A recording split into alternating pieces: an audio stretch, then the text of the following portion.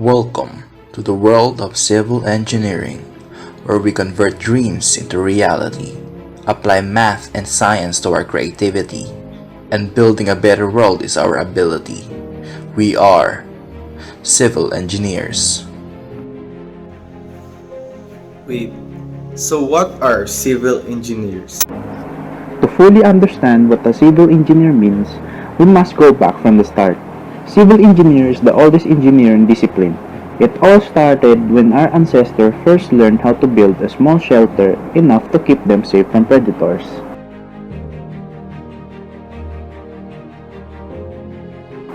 And from there, civil engineering evolves to something grand like the Great Pyramid of Giza, Great Wall of China, and even the Eiffel Tower.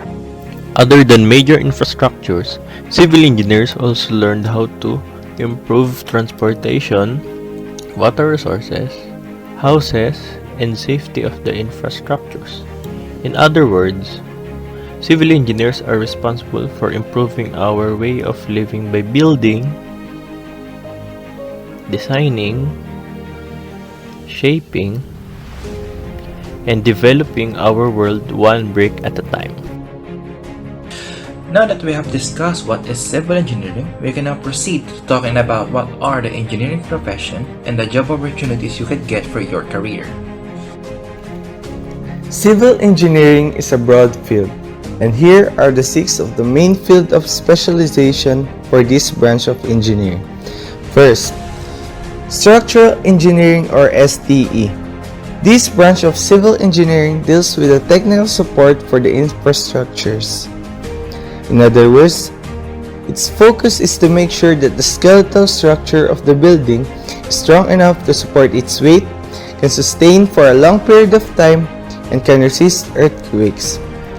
Job opportunities for this profession includes junior structural engineer, senior structural engineer, designer engineer in SMDC, DPWH, Ayala Land, Camellia Homes, and many more.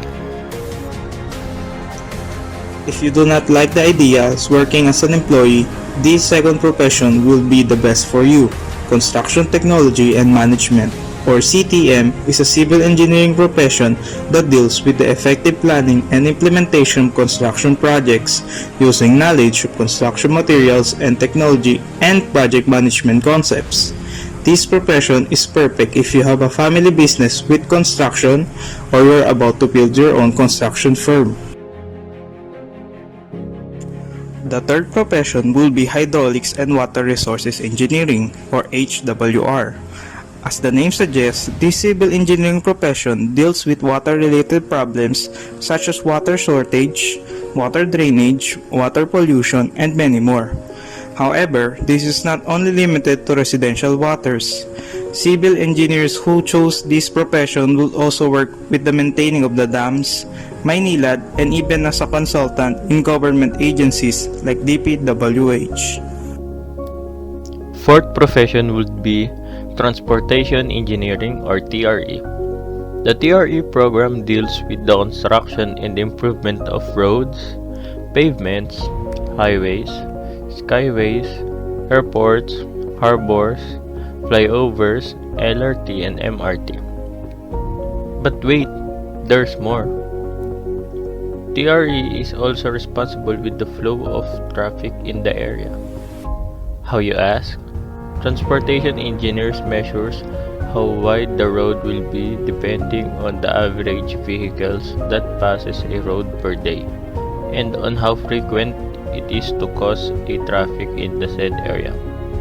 Job opportunities for this profession usually lies within the DPWH scope and other private construction firm companies.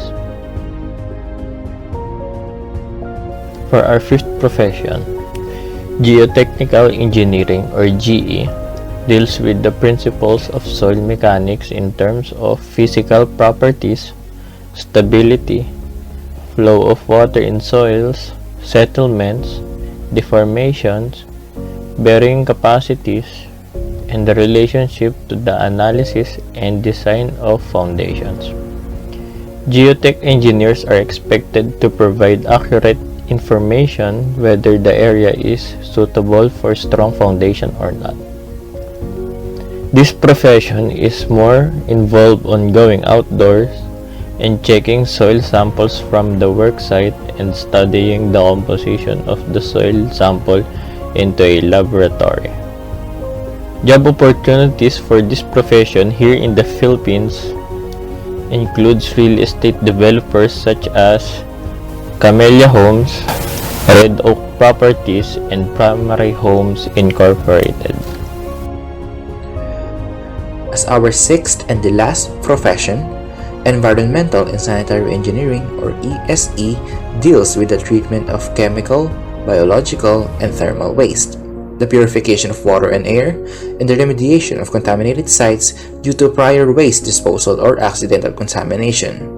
The goal of this profession is to maintain cleanliness and safety for the citizens living around the area.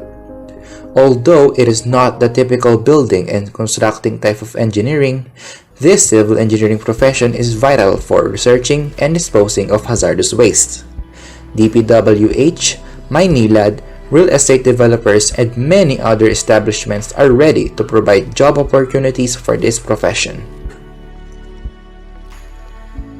To make it clear, the 6 civil engineering professions are structural engineering, construction technology and management engineering, hydraulics and water resources engineering, transportation engineering, geotechnical engineering, environmental and sanitary engineering. If you're still not satisfied with industrial works, there are still other job opportunities for you, like entering academe and teaching students about engineering subjects. We live in an era where we are in the middle of modernization, and it is our responsibility to further develop our society. We convert dreams into reality, apply math and science to our creativity, and building a better world is our ability. We are civil engineers.